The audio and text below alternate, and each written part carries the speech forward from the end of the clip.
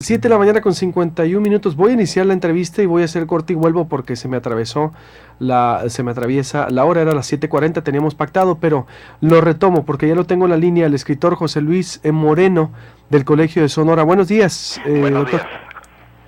días. Su obra la presenta titulada El despojo institucional por el agua. Sí. ¿A qué se Bueno, refiere? Bueno, ¿qué es esta obra presentada la semana pasada en el Colegio de Sonora? bueno, es una crónica de 4 años por el conflicto del acueducto Independencia, que trae agua de la presa El Novillo Hermosillo. Está basada en consulta de información periodística, documental, expedientes legales, auditorías, exhortos, recomendaciones, resoluciones desplegados en la prensa e informes de derechos humanos. También me basé en trabajo de campo, estuve en las marchas, en algunos bloqueos, en algunas reuniones, en recorridos por la obra y también con algunas entrevistas.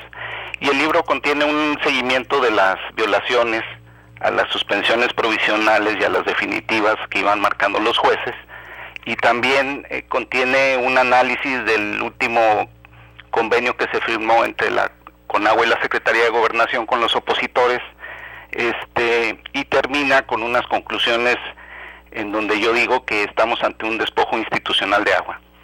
Por el agua. Sí. ¿Por qué llegamos a esa conclusión? Bueno, ¿por parte de quién? ¿Por parte del gobierno del estado? No, es una conclusión mía.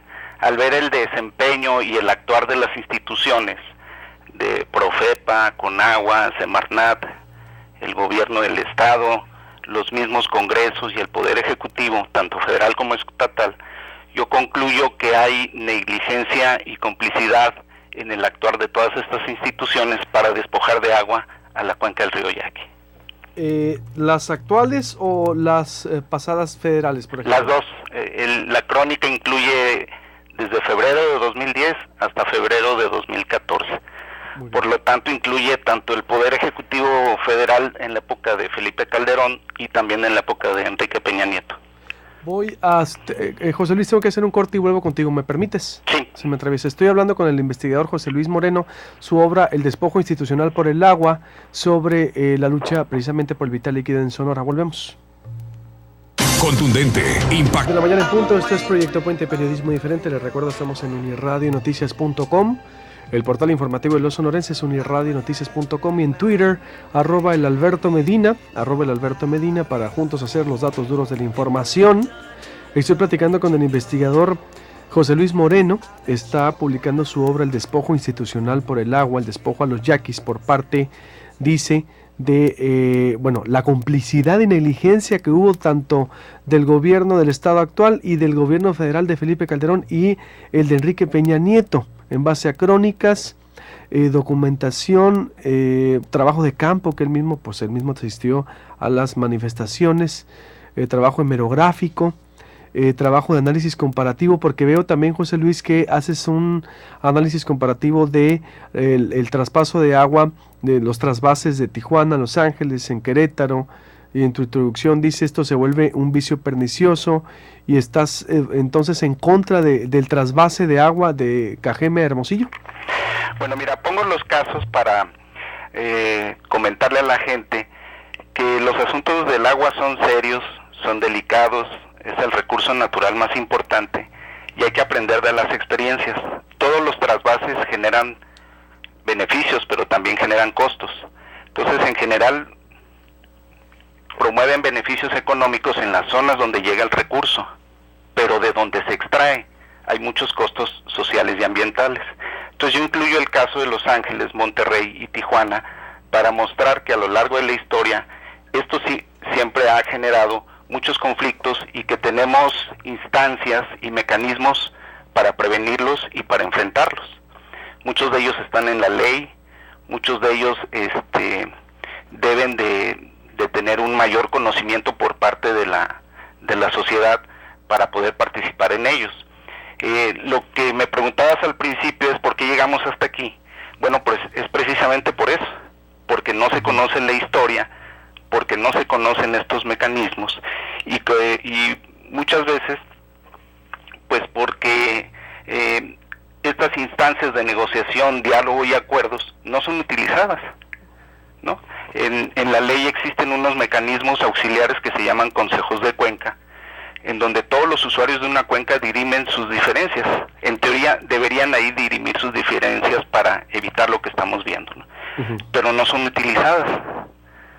También hay mecanismos en la ley del equilibrio ecológico de participación ciudadana muy claros, en donde se establecen ciertos mecanismos para que luego esto no estalle en los siguientes meses o en los siguientes años. Entonces, lo que yo creo que ocurrió fue esto, ¿no? Es decir, ¿tú crees que va a haber una afectación ambiental entonces al respecto con este trasvase? Porque, por ejemplo, el año pasado solo se usaron 20 millones, alrededor de 16 a 20 millones de metros cúbicos, decía el secretario jurídico Carlos Espinosa del acueducto, no los 70 que se tiene previsto, es decir, y bueno, la versión oficial es que tienen medido el daño ambiental, pero tú sostienes, en base a ese análisis comparativo, que a futuro o en el mediano o corto plazo va a haber una afectación ambiental. Bueno, precisamente lo que yo digo es que el impacto ambiental no se midió bien. Para eso son las manifestaciones de impacto ambiental, para prevenir los daños futuros y enfrentar el daño a los ecosistemas. Pero como esto no se hizo, pues no está bien evaluado. De hecho, lo que hace la Corte es eso, que se regresen para pedir la opinión de los yaquis y para pedir la opinión de los ayuntamientos, y se puede elaborar una nueva manifestación de impacto ambiental. Este estudio, por ejemplo, solamente contempló los daños que iba a tener el acueducto a 20 metros a los lados, lo que es el famoso derecho de vía, ¿no? Pero en realidad lo que tú estás extrayendo es agua de una presa que luego cuencas abajo es utilizada por el distrito de riego del Valle del Yaqui y por los yaquis, ¿no? Entonces se está extrayendo algo sin saber cuál va a ser el daño. Precisamente ese es. Ahorita ya van en más de 40 millones y tú no puedes saber cómo vas a compensar eso porque no mediste cuál es el daño.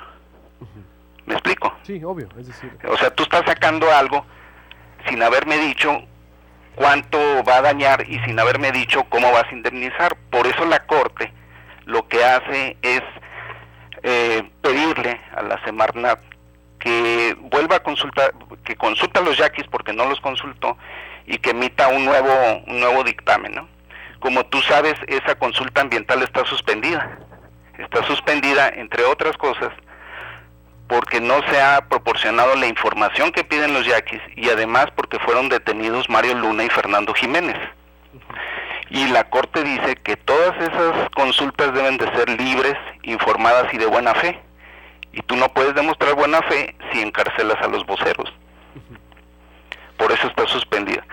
La resolución de la semana pasada que tú conociste, vuelve otra vez la Corte a contradecirse, ¿no? Por un lado, en el comunicado oficial invalida la manifestación de impacto ambiental, pero por otro lado legaliza los derechos de agua, ¿no? Entonces,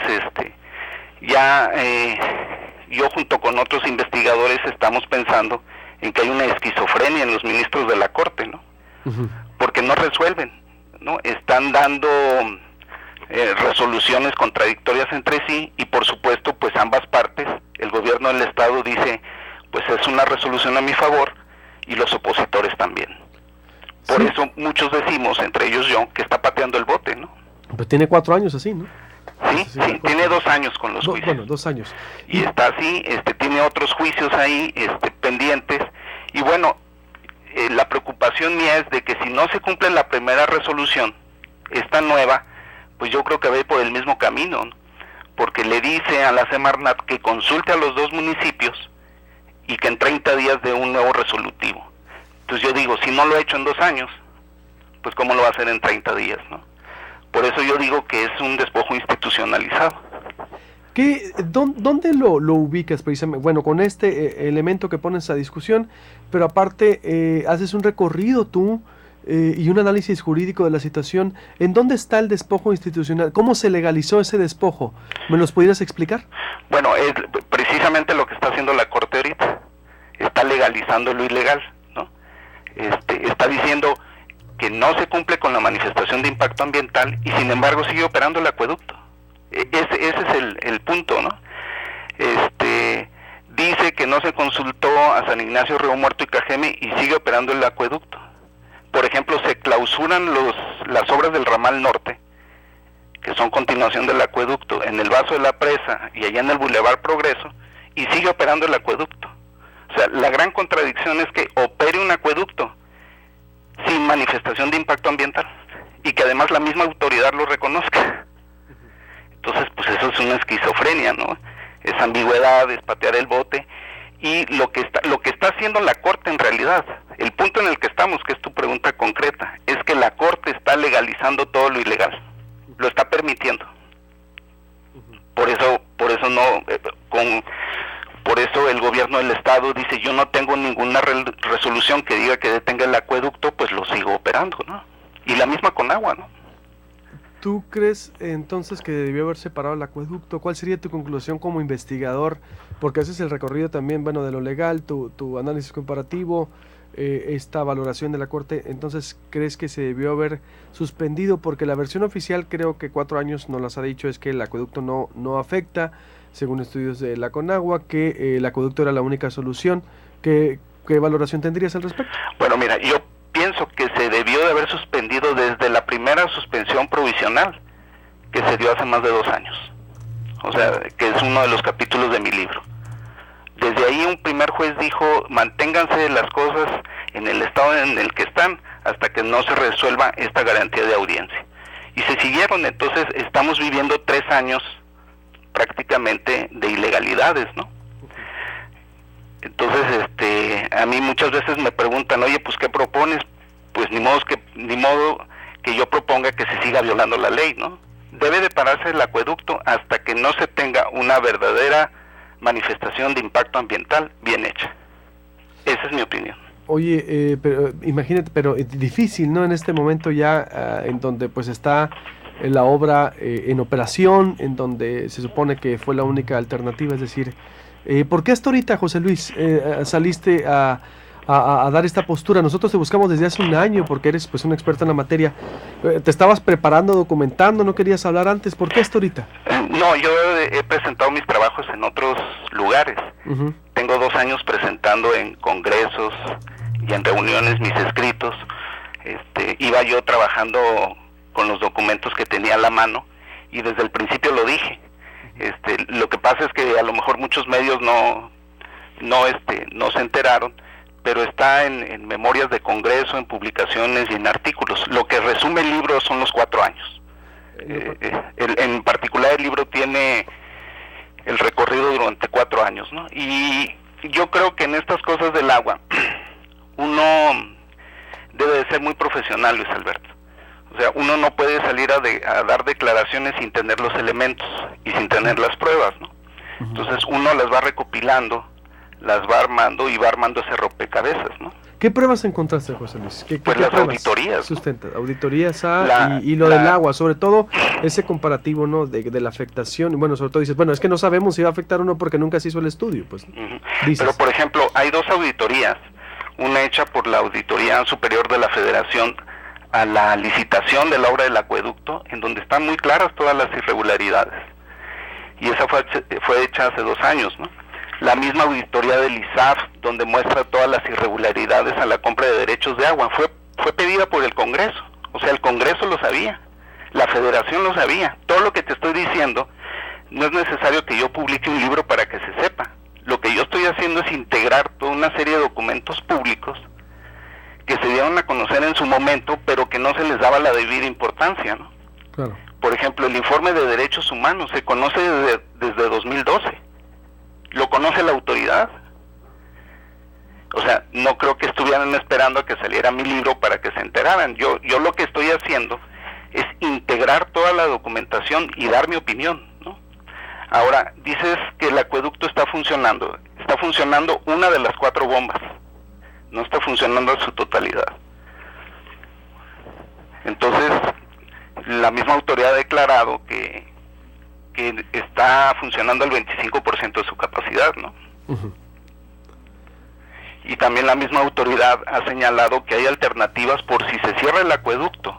La misma Conagua ha dicho que se puede utilizar algunos pozos, comprar algunos pozos de los alrededores y utilizar la presa El Molinito y la Bernardo Rodríguez, ¿no? ¿Tú crees que sí, es decir, según tus estudios, hay la capacidad de esas fuentes alternativas para abastecer? Sí, yo creo que sí. También habría que poner un poco de orden en el organismo operador, ¿no? Que tiene algunos indicadores de eficiencia que los debe de mejorar, que no han mejorado en los últimos años, ¿eh? Y ahí no estoy descubriendo algo nuevo. Ni tampoco de una administración municipal, ¿no? Hay varias administraciones municipales que traen arrastrando el problema de la baja eficiencia comercial y física, de las fugas, las tomas clandestinas, las faltas de medidores, y yo creo que hay que arreglar primero la casa, ¿no? Antes de recibir muebles nuevos y hacer ampliaciones, hay que arreglar primero la casa, ¿no? ¿Dónde se puede adquirir tu obra? Aquí en el Colegio de Sonora, en el área de publicaciones, cuesta 300 pesos y creo que hay un descuento para estudiantes. Muy bien, pues te pido, José Luis, en verdad te digo, porque nosotros sí que teníamos un año buscándote y aquí tú sabes, consultamos a todas las voces, nadie está vetado aquí, con todo lo contrario, lo que queremos es apoyarnos más en ustedes y ojalá pues se mantenga abierto el debate y aquí tienes los micrófonos abiertos cuando gustes. Sí, muchas gracias, Luis Alberto. Gracias, buenos días. Me voy con más información. Antes, Abigail, ¿nos tienes información?